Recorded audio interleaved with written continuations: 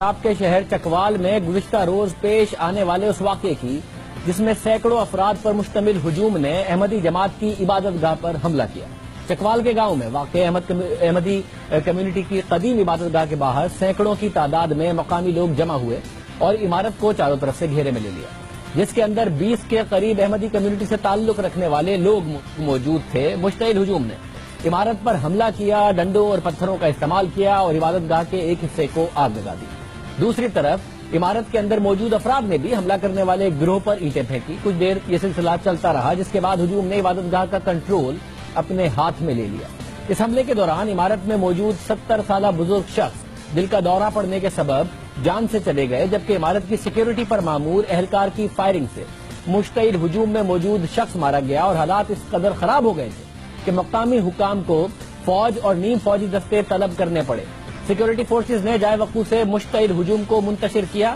اور عبادت گاہ کو خالی کرانے کے بعد سیل کر دیا۔ حملے کے الزام میں 100 افراد کے خلاف مقدمہ بھی درج کر لیا گیا ہے۔ اس علاقے میں حالات اچانک خراب نہیں ہوئے، حملے کا خدشہ پہلے سے موجود تھا۔ چکوال میں احمدی جماعت کے امیر کی جانب سے 5 دسمبر کو ضلع انتظامیہ کو خط لکھا گیا تھا، جس میں ان خدشات کا اظہار کیا گیا تھا جو کچھ 12 دسمبر کو دیکھنے کو ملا۔ گاہ کے باہر 15 کے قریب پولیس اہلکار سیکیورٹی پر مامور تھے اور احمدیوں کی عبادت گاہ 100 سال پرانی ہے۔ 10 سال پہلے ایک مقامی شخص نے اس عبادت گاہ کے انتظامی امور احمدیوں سے لینے کے لیے عدالت سے رجوع کیا تھا۔ درخواست گزار تو اب اس دنیا میں موجود نہیں، لیکن اس کیس کی پیروی اب اس شخص کا بیٹا کر رہا ہے۔ سوال یہ ہے کہ نوبت کیسے آئی کہ ایک بڑا مجمع آتا ہے اور کسی عبادت گاہ کا کنٹرول اپنے ہاتھ میں لینے کی کوشش کرتا ہے، وہ بھی ایک ایسی عبادت گاہ کا جس پر تنازعہ پہلے سامنے آ چکا ہو، کیس عدالت میں ہو اور یہ تنازع حکومت کے علم میں بھی ہو، اشتعال انگیزی کا خدشہ پہلے سے ہو۔ آخر معاملات اس نتیجے پر کیوں پہنچے؟ کیا بہتر انتظامات نہیں کیے گئے تھے یا جو کیے گئے تھے اس اینٹیسپیشن میں کہ کوئی خطرہ ہو سکتا ہے وہ کافی نہیں تھے؟ ہمارے ساتھ وزیر قانون پنجاب رانا ثناء اللہ صاحب موجود ہیں۔ رانا صاحب بہت شکریہ۔ رانا صاحب، یہ جب پہلے سے ہی انہوں نے کہا تھا، خطرے کا ذکر کیا تھا، تو کیا حکومت نے انتظامات نہیں کیے تھے تو وہ ناکافی تھے جو یہ واقعہ ہو گیا؟ نہیں، اس میں انتظامات جو ہیں وہ پورے تھے۔ دراصل اس کی جو ہے وہ بیک گراؤنڈ یہ ہے کہ یہ ایک ہی گاؤں ہے اور اس گاؤں میں یہ سارے لوگ جو ہیں وہ آپس میں عزیز ہیں، برادری ہے۔ اگر ماموں جو ہے وہ احمدی ہے تو جو بھانجا ہے وہ مسلمان ہے یا اہل سنت ہے، تو یہ ان کا کبھی بھی یہ مسجد جو ہے وہ تقریباً کوئی اس کی ہسٹری بتا رہے ہیں کہ 1860 سے ہے اور یہ تنازع جو ہے یہ 1974 سے جو ہے وہ چلا آ رہا ہے۔ تو یہ عدالت میں ضرور گئے ہیں لیکن کبھی بھی وہاں پہ ان کے درمیان جو ہے وہ اس قسم کی وائلنس یا اس قسم کا کبھی خطرہ نہیں ہوا۔ اور اب جب انہوں نے لیٹر جس کا آپ نے ذکر کیا وہ لکھا تو باقاعدہ طور پہ جو ہے وہ اس علاقے کے ڈی ایس پی اور ایس ایچ او نے ان دونوں کی میٹنگز کی، بیٹھایا اور بٹھا کے جو ہے ان کا معاملہ جو ہے وہ ریزالو کرایا۔ انہوں نے باقاعدہ تحریری طور پہ یقین دہانی کرائی کہ ہم عید میلاد النبی کے جلوس کے موقع کے اوپر جو ہے وہ کوئی جو ہے وائلیشن نہیں کریں گے، لیکن پھر بھی وہاں پہ ایلیٹ کی ڈیوٹی موجود تھی۔ وہاں پہ تقریباً کوئی 30 کے قریب جو ہے وہ پولیس کانسٹیبل اور آفیسرز موجود تھے، ایس ایچ او خود موجود تھا، ڈی ایس پی خود موجود تھا۔ اور جب یہ جلوس جو ہے وہ وائلنٹ ہوا تو اس میں ایک اسیسمنٹ ہے کہ اگر جو یعنی اس مسجد کے اوپر احمدیوں کی طرف سے جو گارڈ تھے اگر وہ تھوڑا جلدی نہ کرتے اور ایک دم فائرنگ شروع نہ کرتے، جس کی وجہ سے 2-3 لوگ زخمی ہوئے لیکن ان کی حالت خطرے سے باہر ہے اور ایک آدمی جس کا اس گاؤں سے تعلق نہیں ہے، کیونکہ اس میں یہ بھی عنصر ہے کہ شاید کوئی باہر کے لوگوں نے آگے اس شرارت میں حصہ لیا تو اس کی جو ہے وہ زیادہ زخمی ہو گیا، تو اس وجہ سے پھر موب جو ہے وہ زیادہ مشتعل ہوا۔ لیکن کیونکہ پولیس موجود تھی، انتظامیہ موجود تھی، انہوں نے اس موب کو روکا۔ جو مسجد کے اندر لوگ تھے ان لوگوں کو جو ہے وہاں سے سیفلی جو ہے وہ ان کو ویکیٹ کیا۔ اسی گاؤں میں تقریباً کو 150 کے قریب جو ہے یہ احمدیوں کا گھر ہے، ان میں سے کسی کو جو ہے وہ کوئی نقصان نہیں پہنچنے دیا اور بعد میں ساری صورتحال جو ہے اس کو کنٹرول کیا۔ جس کی